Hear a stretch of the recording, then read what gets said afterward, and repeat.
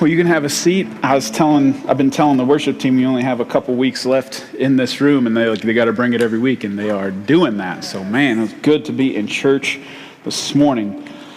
So if this is your first time here, my name's Adam. I'm the lead pastor, and we got a lot of stuff going on. So I'm going to preach, and then I'm going to tell you some things, or remind you of some things, and it's going to be good. So we are continuing series called Divine Ambush today. We're kind of taking a look at the life of Moses. We're going to zoom in on just a couple verses today because they're some of the most important verses in the Bible. So we're going to talk about names today. Names. Specifically, one name, the most important name. But you need to know that names, the way we think of names and the way they thought of names back in biblical times, they're two very different things. Names today are just different, man. And I don't know if you guys have noticed, but names are getting weirder. Can I say weirder? Harder to spell, harder to pronounce. I don't know. So I was doing a lot of research on names and stuff, and I stumbled across one of those lists where they give you unique baby names from 2020. You ever looked at some of those lists? And they'll even say they're these are growing in popularity, which I think is probably clickbait. So let me give you a couple to show you that I think it's clickbait, because there's no way these are increasing in popularity. Also, here's my little disclaimer, little asterisk. If I make fun of your kid's name, I'm sorry. I know a lot of the kids here, but it's possible that one could slip by. So, okay, here it goes. This is maybe one of the risky ones out the gate. They're evidently growing in popularity is the name Rex, R-E-X, which growing up in my childhood, every single dog in the story is named Rex. So I just think that's kind of weird. And then I thought, what did the baby come out like this? And they said, oh, look, a little T-Rex. I don't know. It's just Rex. It's weird. And then right after that, they listed Jex, J-E-X. I've heard of Jax, but not Jex. And I thought maybe they just misspelled it. I don't know. And then, this one's good. Tiger. Tiger is increasing in popularity, but you have to listen to how they spell it. T-Y-G-R-R-R. So it's pronounced, listen, Tiger. Don't you just feel first day of school? Don't you just feel bad for that kid as the teacher is trying to pronounce this crap? Lion. Lion is becoming a popular name, which is kind of not Leo, but specifically lion. So there's a pattern developing here. I'm what is this apex predator thing going on? Is shark next year? I don't know, or grizzly? I don't know, it's just weird. And then you might have heard of these. So getting off of the animal train, last year there were twins born and they named them Corona and COVID. Did you hear that? That's just depressing. Why would you do that? And then the last one I'll leave you with is somebody named their kid Lockdown. And I don't know if it's a boy or a girl, because I don't know if it's that masculine, is that feminine. But I just want to know how that conversation is going to go. Why'd you name me Lockdown? Well, son, your mother and I were bored during lockdown. 9 months later, that's just not a story you want to tell. So names are just different now. In biblical times, names had a little more meaning to them. It wasn't just that it sounded good. Usually it carried meaning with it, especially if God was the one doing the naming. And every once in a while in the biblical narrative, God will come down and he will change somebody's name. And there's always a huge meaning behind it. So for example, he changed Abram to Abraham. Abraham means the father of many nations. And at the time, it's kind of ironic because Abraham had no offspring and God named him that. So it was this authoritative thing that God was speaking something to Abraham that was going to become a part of who he was. And God has the authority to do that when he names. He changed Jacob to Israel. Jacob means deceiver, and Israel means one who strives with God or wrestles with God. So he changes not just Jacob's name, but his identity. And then one of the more famous ones, Simon, Jesus changed his name to Peter, and Peter means rock, which again is ironic because Peter is about as far from a rock of a person as he could be when Jesus named him that. But by the time he was dead, man, he was a pillar of the church and a rock in his faith. He became the thing that God called him. So that's how, God's word has that kind of authority. If he names you something, it's going to get into your DNA. It's going to affect you. So names mean something. So you can imagine then if God tells us his name, that it's going to be something really important, right? You kind of want to lean in when you hear this, because if God can change a person just based off their name, then when you ask God his name, this is going to be really important. So what's going to happen here today, we're looking at Moses, and to remind you, Moses and God are having this conversation. God has told Moses that God has come down to deliver the people of Israel, and he's sending Moses to go do it. So God came down, and he's sending Moses. We learned last week that's how God works. He likes to work through his people. And we're getting Moses' reaction to this news, that God is calling him to be the one to go deliver the people of Israel from Egypt, and God's going to work through him. And Moses is like, hold up. So last week, Moses is like, who am I? And then this week, Moses is going to start to ask some questions about God in Exodus chapter 3, verse 13. And I love it because Moses is writing this. We believe Moses wrote this, so he's really being honest about how he acted towards God. I love the first, but Moses protested. So he's like protesting against what God is telling him to do. If I go to the people of Israel and tell them, the God of your ancestors has sent me to you, they will ask me, what is his name? Then what should I tell them? So he's asking God, who are you, God? Like, hey, what's your name? And that's not just it kind of seems silly to us, but this is not a surface level question. This is a deep question. Who are you, God? What's your name? And God responds with some of the most famous verses in the Bible in 14 and 15. God replied to Moses, I am who I am. Say this to the people of Israel, I am has sent me to you. God also said to Moses, say this to the people of Israel, Yahweh, the God of your ancestors, the God of Abraham, the God of Isaac, the God of Jacob has sent me to you. This is my eternal name, my name to remember for all generations. So God says that his name is Yahweh. I am who I am. And like I said, some of those famous verses in the Bible, if you grew up in church, you watched the 10 Commandments growing up like I did with Charlton Heston, this is like a thing, right? These verses are huge. And so can I be real with you and say stuff that maybe pastors aren't supposed to say? When I see this, on the surface, let me say, on the surface, there's my little clarification. On the surface, when I read these verses, I know I'm supposed to go, that's deep. But you know what I really think? Huh? What now, God? You know how I feel when God says this answer? Because it's supposed to be this thing where we're all acting like we know what it means. But I kind of feel like it's like when you go to the museum and you're standing in the modern art area and all these people are standing around this picture and they're like, oh, this is deep. And I'm like, it's a triangle. I don't get, like, I'm pretending to get it. Like there's this deep thing here, but I don't really get it. I got to tell you, when you just read this, again, just on the surface, Moses said, what's your name? And God says, I am who I am. I'd be like, what? Like, if you ever had that kind of a conversation with another person, that is a weird answer, right? And I just wanted to point that out because I think sometimes we as Christians, like we zoom over it and we all nod our heads like, yes, this is very deep. We're supposed to stroke our beard when this happens. But if we're all honest, we don't, on the surface, like this doesn't help us a lot. It asks more questions than it answers when God says, I am who I am. So I want to acknowledge a couple of things as we look at this. I'm going to add one. I have three. I'm going to make it four. One, I feel stupid when trying to preach this. I struggled with this one. Man, I was working on this like all day Thursday. I still didn't like it. I didn't like it when I walked in here this morning because this is just such a deep thing. So one, I feel stupid. Let's just acknowledge that. It's going to be a very real sermon for you today. Two, this answer that God gives him, I am who I am, is supposed to make us ask questions. It's designed to do that. You're supposed to be drawn in by this, kind of lean in like, ooh, I am who I am. What does that mean? Two, you were never supposed to understand God completely. You know that, right? Like God is infinite. How would God explain himself to us? He is infinite. That's impossible, right? This is like the clouds cracking in the night sky and you get to see a couple of stars, but you know there's way more there. So God's just beginning to reveal himself to us. This is not supposed to be an exhaustive answer of who he is, okay? Like my youth pastor used to say when I was growing up, if God were small enough to be fully understood, he wouldn't be big enough to be worshiped. So there's supposed to be a little bit of mystery here. If you thought, oh, I understand God completely, then either God's not very big or you are way off. You just don't fully see the picture. And then four, in spite of the first three that I just listed, I think it's really important for us to know as much about God as possible. Whenever he reveals something to us about himself, it should be precious to us. This is the God of the universe, the creator. We should mine the depths of this name, I am who I am, for whatever we can learn from it. So I'm going to explain it from a technical perspective. I'm going to use big words and I'm going to talk fast. And I think it was Albert Einstein that said, if you can't explain it to a 6-year-old. You probably don't understand it yourself. I just want to be open and upfront with you. I could not explain this to a 6-year-old. So you can imply whatever that means.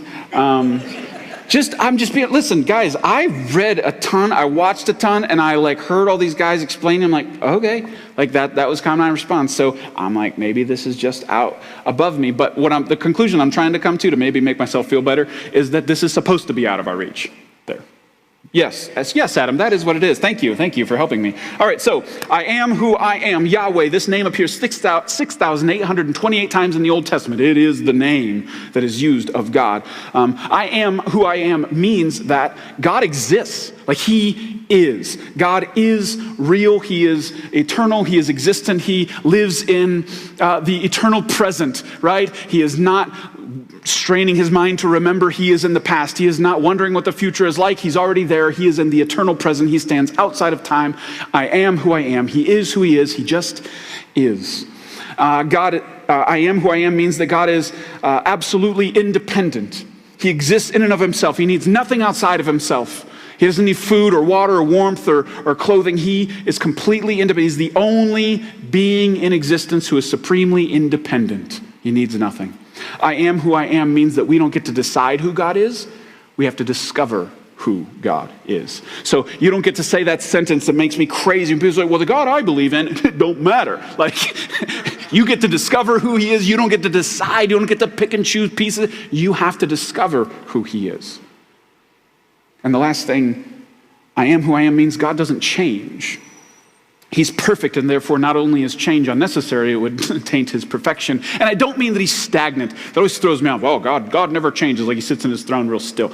If he smiled, it would be off. Hey, you changed. But what it means is that God perfectly responds to every changing human whim and emotion and circumstance. That God will perfectly respond. He never changes in his level of perfection. So, we're done. Good job. Now you know what I am who I am means. Yay. But again, and I could go on. I was looking at one guy. I actually found 2 sermons from this guy. He wrote one in 1984 and then another one in 2015 or something like that. And he had 7 points in the 84 and he had 10 in the 2015. I'm like, he learned 3 more things about God in that amount of time. But they were just so technical. It doesn't move me. I guess what I'm thinking is, on Monday afternoon, tomorrow, you're not gonna need to know that God is the only supremely independent being in existence. I don't know if that's gonna come up with Sally at HR. You know what I'm saying? I don't think you guys are it's not something you're gonna readily available. I know church is not just all about being able to take it and use it immediately. But here's the thing. This is what trips me up about stuff like this, where we go all head here. I've told you before, I think one of my biggest beefs with Christianity today is that people think that knowing more means you're a mature Christian. So many Christians think that the more I know, the more mature I am. And I cannot tell you how strongly I disagree with that. I believe the measure of maturity has to do with what you do with what you know, not just what you know. And I actually think the gap between what you know and what you do is the measure of your maturity. The smaller the gap, the more mature you are. The bigger your gap, so if you keep learning, you don't do anything with it, then I don't consider that mature. So again, I struggle with stuff like this. Oh, no, did you know that I am is used 6,828 times in the Bible? Who cares? I don't care, right? I know Christians who could tell me 4 views on Revelation, and they could tear my idea up one side, down the other, but they don't love their neighbor. And they don't invite people to the church, and they treat their relatives like crap, and but they know a lot. And I just want to say, who cares? Who cares? I don't want to have a church full of big-headed, hard-hearted Christians. That's not what we're trying to build here. So this is part of the reason I struggle with these kind of things, because this is a lot of head stuff. So I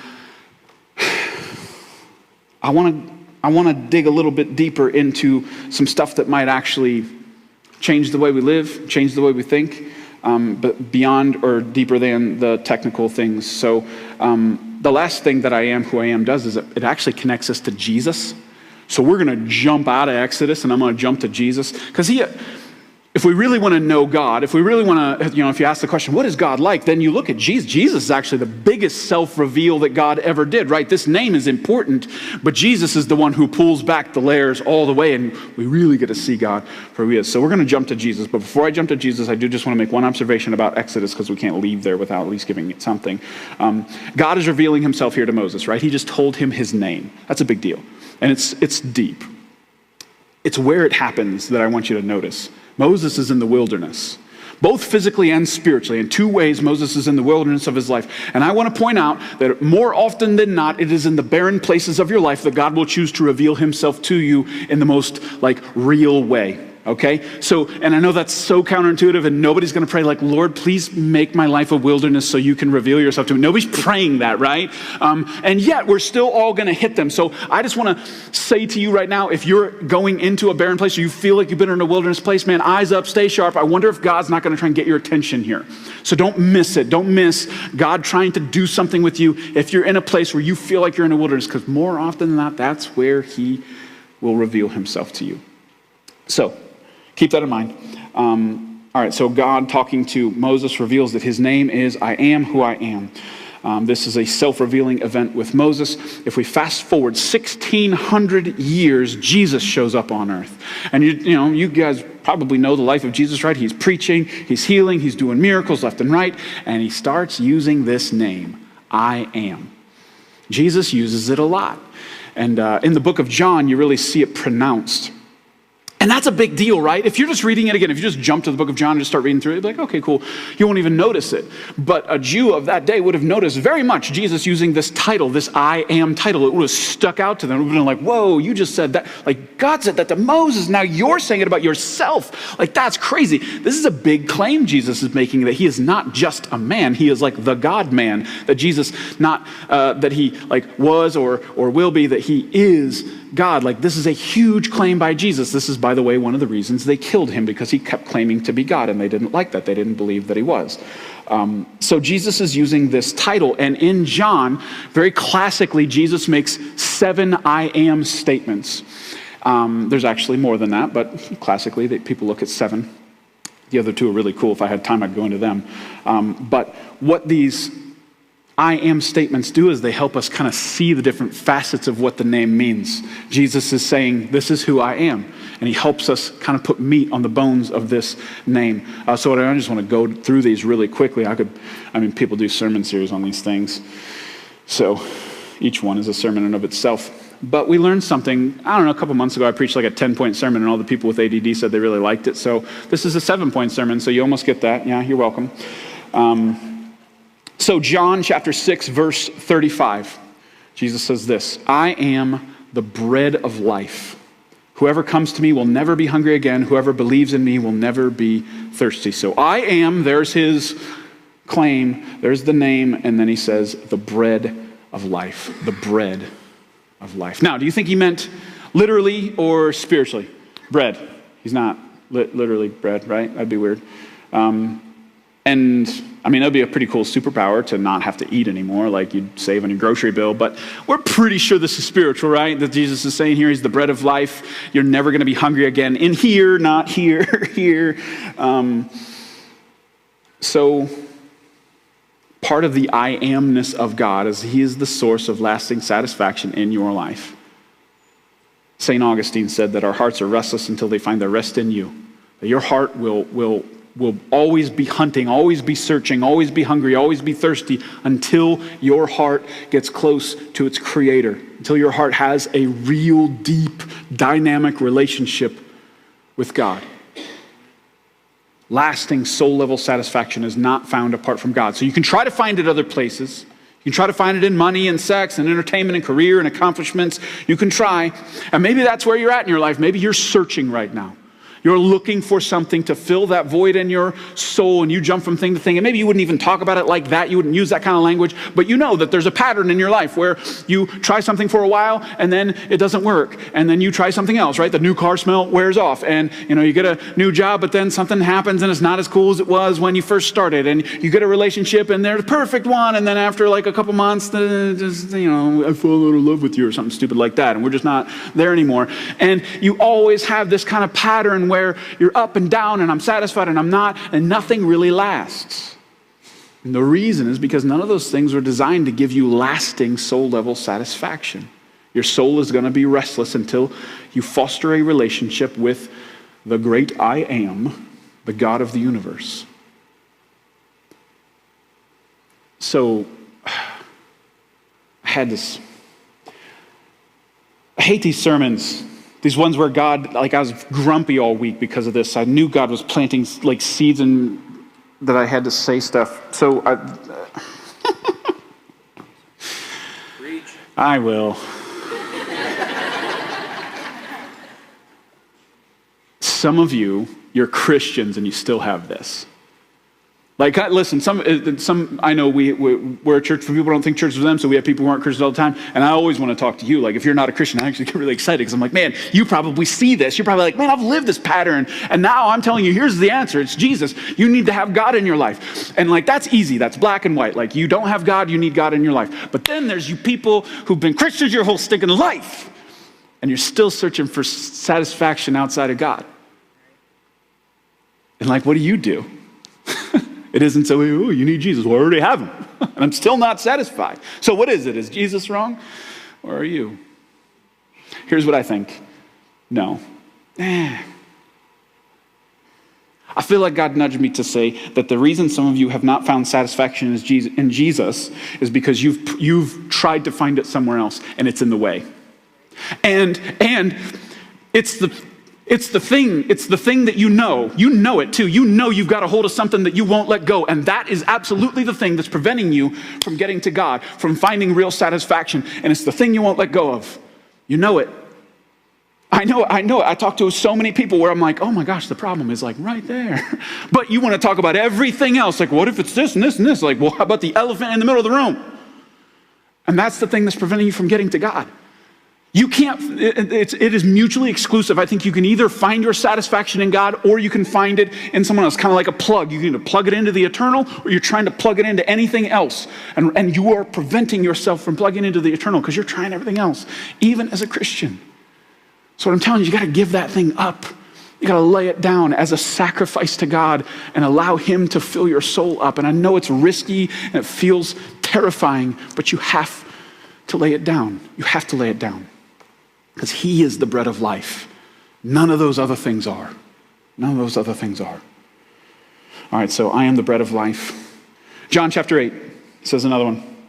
Jesus spoke to the people once more and said, I am the light of the world. If you follow me, you won't have to walk in darkness because you will have the light that leads to life. So I am the light of the world. I think this is one where, man, God really, Jesus is really revealing to us that apart from God, like you can't see properly in your life. You can't think clearly.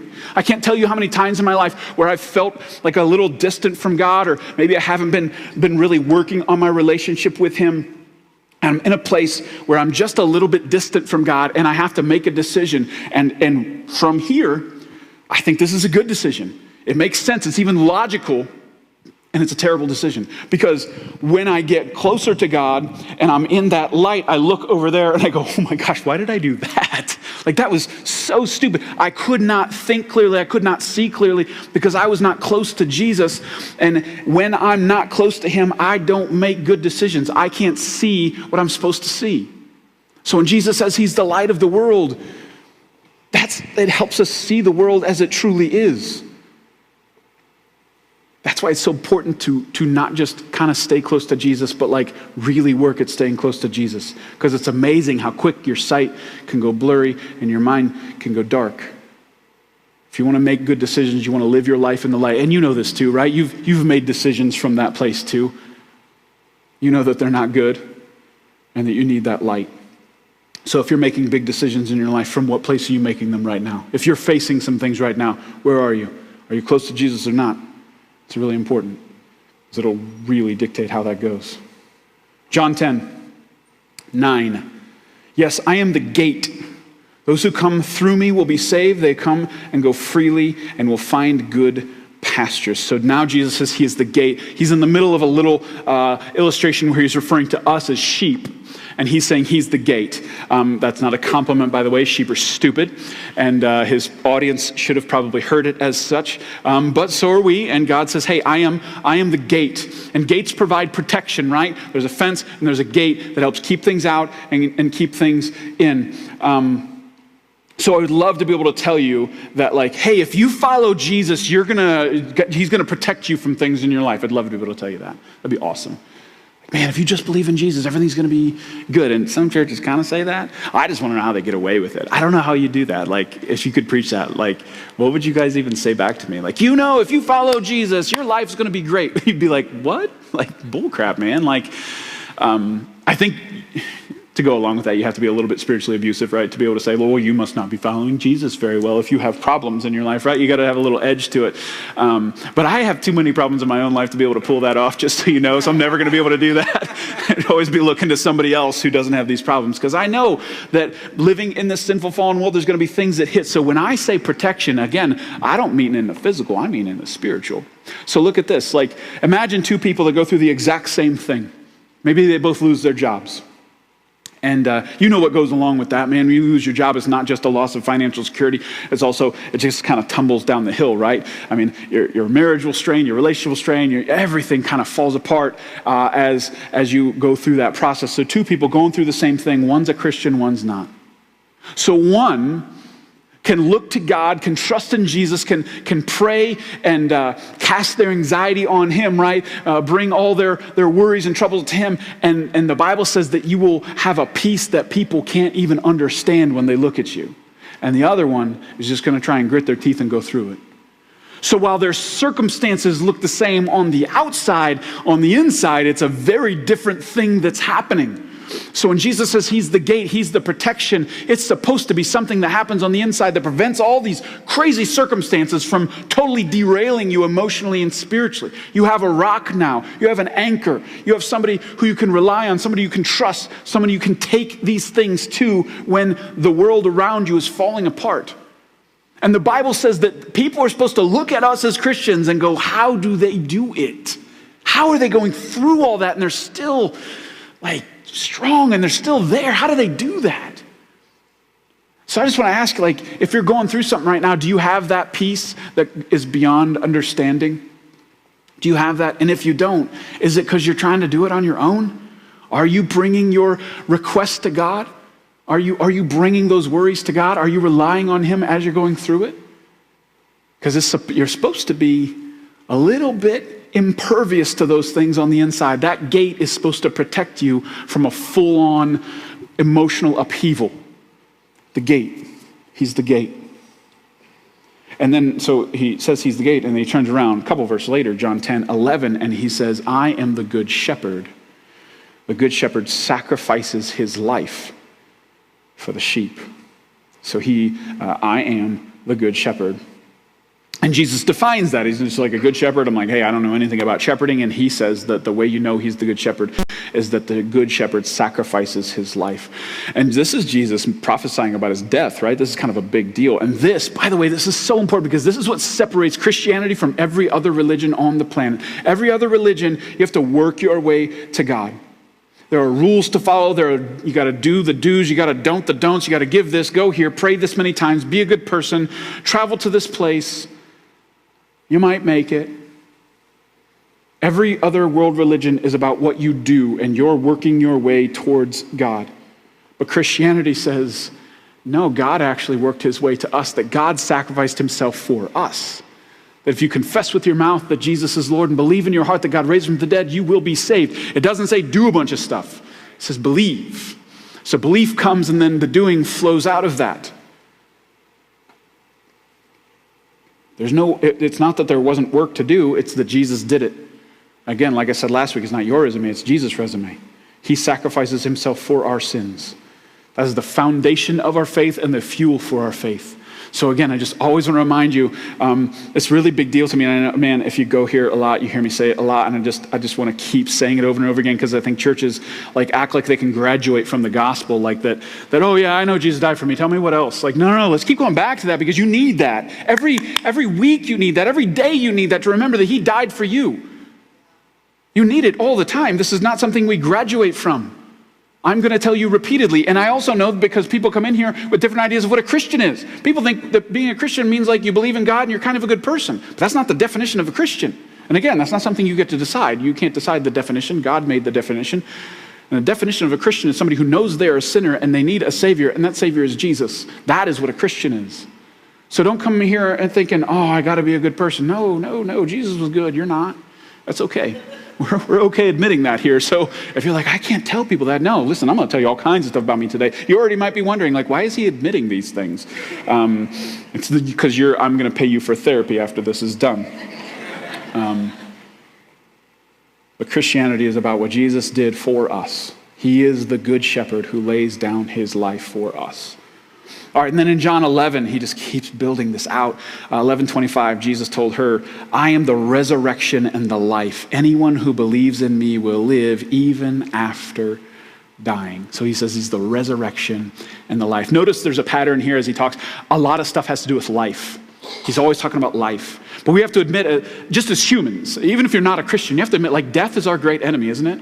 Like, man, Elon Musk may get us to Mars, and there's some crazy technological advances happening, but the one thing we haven't figured out is how to get around that whole dying thing, right? That is our great enemy. And isn't that weird?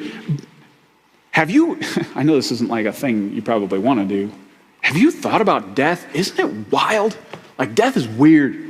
Isn't it weird that you can think about your own death and like your own brain almost rejects it? Like there's some kind of like, my brain like fizzles out when I try to think about it. Like I can't make the connection. I read a book in July. It was about this neurosurgeon who died of cancer, and it's like this autobiography. And I was getting close. He was not doing well in the book, and I thought there's a couple of chapters left. He's going to pull through. You ever do that? Story like, there's a couple of chapters left. He's going to be fine, and he just dies. And his wife picks up and writes the rest of it. But it was this vivid, first of all, I felt very betrayed by that. But it was a real story of this guy taking his last breath, and his wife picks up and writes the rest of the story. And like the impression I got is, oh my gosh, that's going to be me someday. Like I'm going to die someday. It's just a weird thought. And Jesus is here saying that, hey, I'm going to get that big problem that none of y'all can solve. I am the resurrection and the life. Even if you die, you're going to live. I'm going to defeat death. Like that's a crazy thing to say, because even 2,000 years later, we haven't defeated this thing. And Jesus is saying, I'm going to conquer it. So I want to give you just a little bit of a Christian view on death. On one hand, we are supposed to hate death. This is a part of my funeral service, so forgive me if you sound familiar to you. But this is really important for us to know. We're supposed to hate death. Did you know that? Like Jesus hated death. He hated it. Jesus, when his friend died, he wept, even though within minutes he was going to raise the guy from the dead. He cried anyways because he hated death. Death is the ultimate consequence of sin in this world. We were never created to experience death. That's why you can't really look right at it. Your brain won't let you look at it because your brain's like, that's not a thing. And that's why when you lose somebody close to you, your soul rejects it. Your soul's like, I don't understand this separation. You were never supposed to be separated from people that you love. Your soul was not created to experience that. You're supposed to hate death. That's why it hurts. And yet, as much as we are supposed to hate death, on the other hand, for Christians, death is toothless. The true sting of death has been removed by Jesus. 1 Corinthians 15, 55 through 57 says, O death, where is your victory? O death, where is your sting? For sin is the sting that results in death. And the law gives sin its power. But thank God, he gives us a victory over sin and death through our Lord Jesus. So even though death is still our great enemy, it's like a bee without a stinger. It's still there, but it can't really hurt you now. Not eternally, anyways. Because Jesus conquered it. He stepped into the grave and 3 days later stepped out of it. So we should not fear death or despair at it, because Jesus conquered it. And he died on the cross in our place, and 3 days later he rose from the dead. And if we put our faith and trust in him, we can share in that victory. He's the resurrection and the life. All right, and then John 14:6. Pretty famous one. Jesus told them, I am the way, the truth, and the life. No one can come to the Father except through me. You ever heard that one before? It's a claim that gets Christianity in a little bit of trouble these days. And maybe you might be there too. I don't know where you're at when it comes to faith and stuff. Like, that's a pretty exclusive claim he just made. Would you not agree? The way, the truth, and the life. He didn't say a, he said the. And he said, hey, no, and he says the way, the truth, the life, and then he clarifies, in case you didn't hear him the first time, no one's coming to God except through him. So I just want to, in defense of Christianity in 2021, yes, this is an exclusive claim, and exclusive claims are like not cool right now, right? For us to say, hey, Jesus is the way, they're going to look at us and think we're really prideful and arrogant and closed-minded and all that stuff. But here, let me say this. First of all, Jesus said it, not me. That's my first thing. You got to deal with that. But this is an exclusive claim in that Jesus is saying that he is the way. He is the only way. That's exclusive, right? It excludes other ways. He is the only way. But it's also inclusive. It's also inclusive because Jesus invites all to come. You know that? Just because he's the only way doesn't exclude anyone. Actually, he is the way and everyone is invited to come. So it's inclusive as well. It's exclusively inclusive. No matter where someone comes from, no matter what they've done, no matter what their background is, he invites all to come. So yes, it's exclusive, but it's also inclusive. I mean, think about that. So maybe that's where you're at. You're feeling like, I don't know, like this whole thing's really narrow and I don't know if I qualify for that. It doesn't. The invitation is to all. The invitation is to all, no matter your past, no matter how many times you've screwed up, no matter how big those screw-ups are, no matter how many wrong turns you've taken, no matter how far from God you feel like you are, you can have a relationship with God because of what Jesus did. It is inclusive in that the offer is made to all. To all. You don't get to pick who gets that offer and who doesn't. It's made to everybody. And that's pretty radical, by the way. You know? The world's upside down right now. There's so many different things happening. You see those pictures coming from Afghanistan, and you just, if you're not moved by that, I don't care what you believe politically. It's just heavy stuff.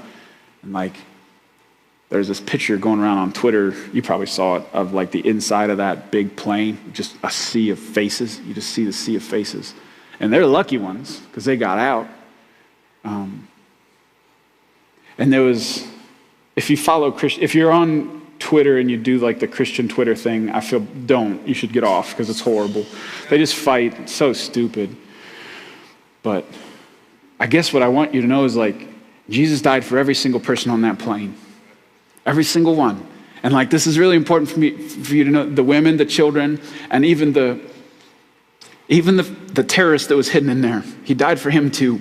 Okay? And listen, this is really important because we have something in Christianity that goes all the way back at its root. You know that guy named Paul who wrote like half the New Testament? You know what he was before he got saved? A terrorist. He went around killing Christians. That's what he did. If he were in Afghanistan, he'd have had a turban on and an AK in his hand. He would have. And Paul, God transformed that man and turned him into the greatest Christian to ever live, and he wrote half the New Testament. So when Jesus says, I am the way, the truth, and the life, he is making an offer to anyone that he can transform their lives to. So this isn't some club that we get to go to and we're in and everybody else is out. No. The offer is made to all. And I know it's a scary and crazy thing to say, but God can change anybody. Anybody. And my claim is better because it's bigger, right? If God can transform even the terrorist who is over there with blood on their mind, God can change anyone. Believe in a big God. You're supposed to clap for that. Thank you, Jonathan. Jeez, see, this is why I hate these. Each one's a sermon, so I could just preach a sermon on each one. All right, well, we're at the last one. John 15:5. Yes, I am the vine and you are the branches. I am the vine.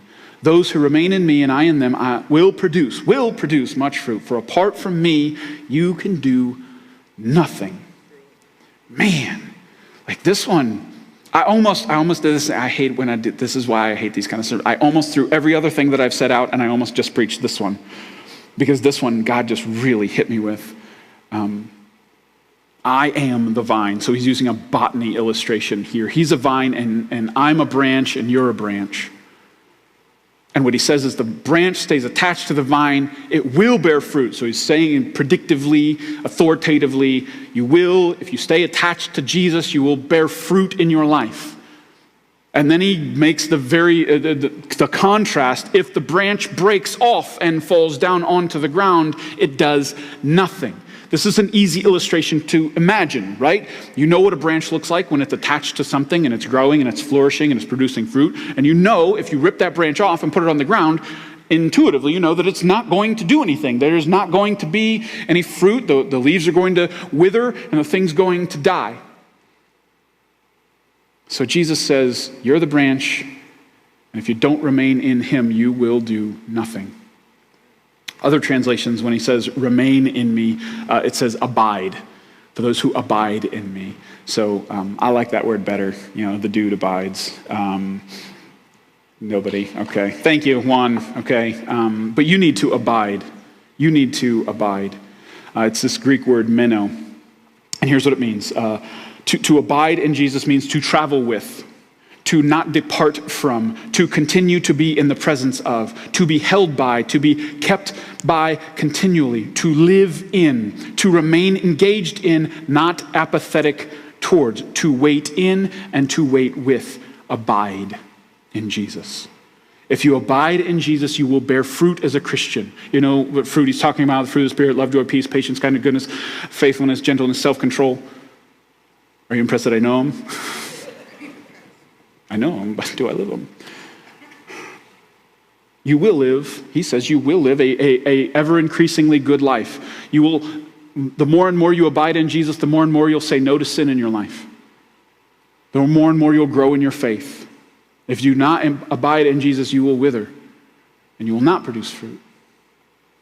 So here's me being real with you again. I'm going to make an I am statement. This is my own. That's dangerous. I am a horrible person apart from Jesus. I am. I'm selfish apart from Jesus. I'm angry. I'm bitter. I'm short with my wife and I'm annoyed with my kids. I'm impatient and cruel. I'm lustful and selfish. I run my mouth when I should stay silent and I'm silent when I should speak up. I am anxious and unsettled. Apart from Jesus, I am a horrible person. I am. When I do not abide in Jesus. And let me even be more clear. I don't mean like I went to church this week, so I'm good. I don't mean that. And I don't even mean I read my Bible this morning, so I'm good. That's not the definition of abide for me. Like I have to keep him like right next to my brain, right next to my heart all day long, or I slip into this. Let me give an example. The other morning I was up early and I did my morning routine. I was crushing it. I read my Bible. I was praying. I even jumped on the treadmill. I was praying on the treadmill. Beat that. That is the height of spirituality. I think he even had a sermon going in the background. It's basically heaven. And I was praying, and it's really good. I don't know, I pray better when I'm walking or running or something. So I was praying, and I have some things that I'm like anxious about, that I'm a little angry about. It's always, with me, it's always anxious and angry. They go like they're always together. So I was kind of pouring some stuff out about God, and I just felt, I don't hear God speak, but I felt God kind of nudge me and say, what are you worried about that for? And it was like, I've brought you through so many things that are bigger and harder than that. Like, what are you doing? And I just felt him like, lay that down. I got that. So I felt like, all right, I'm going to give this to God, and I'm still running, and I felt the spiritual release of that, like I'm giving it to you. And I felt that. I was abiding in him, so that melted away, and I felt faith and goodness and all that stuff kind of grow inside of me. It was good. And then I got off the treadmill, and I went to work, and I got caught up in all the stuff and the business and the things, and by lunchtime, I was anxious and angry again, and I was right back at it. And I had picked it up, and I was brooding again. And I don't hear God speak, but I was like, hey, this morning, remember when you laid that down? I'm like, I'm sorry. I just, if I don't keep him right here, if I don't abide in Jesus, I slip right back into it. It is not some decision I make at the beginning of the week or the beginning of the day. I have to keep Jesus right here, right next to me all the time, or I'm no good. And I just want to say, I hope that me being honest about this helps you be honest about it. Or maybe just a little more self-aware that you need him. You need Jesus. You need to abide in him. Not just once a week, not just once a day. You need him ever present in your life. And there's something I learned that's kind of vital It'll make me feel a little bit better with myself too, since I just admitted all that to you. I used to think that growing as a Christian was like becoming a better and better person and feeling better and better about yourself as a Christian, but I've learned that that's not true. What I realize now is a huge piece of growing as a Christian is the growing realization of how much I need Jesus. The closer I get to Jesus, the more of a sinner I realize I am. So this is horrible. This is such a bait and switch that I'm doing on you right now. But I have a tell when I know somebody's not as close to Jesus is because they think they're good.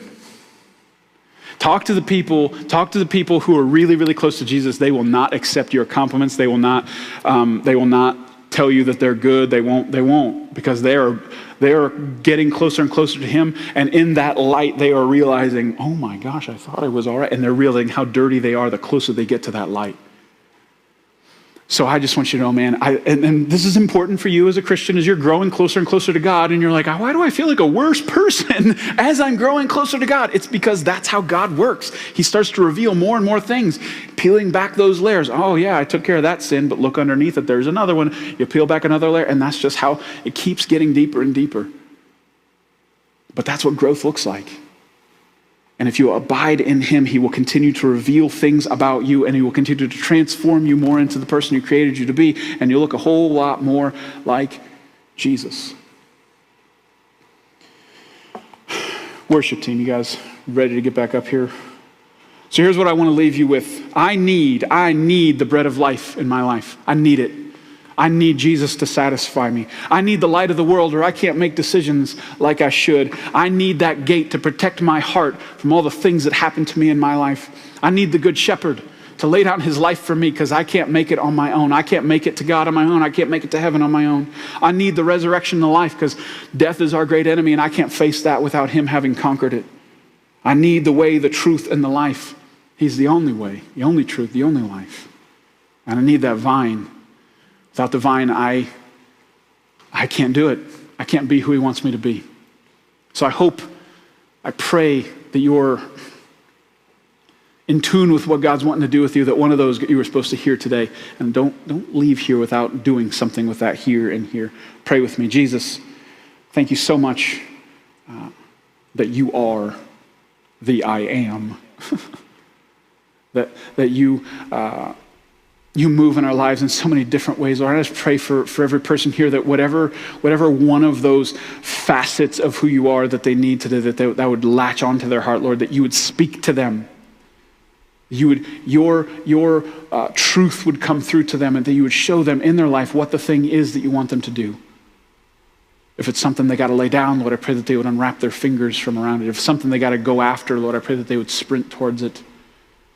If it's a mindset that needs shift, Lord, I just pray that you would help them move that. I pray that we would all grow closer and closer to you and abide in you. In Jesus' name I pray. Amen.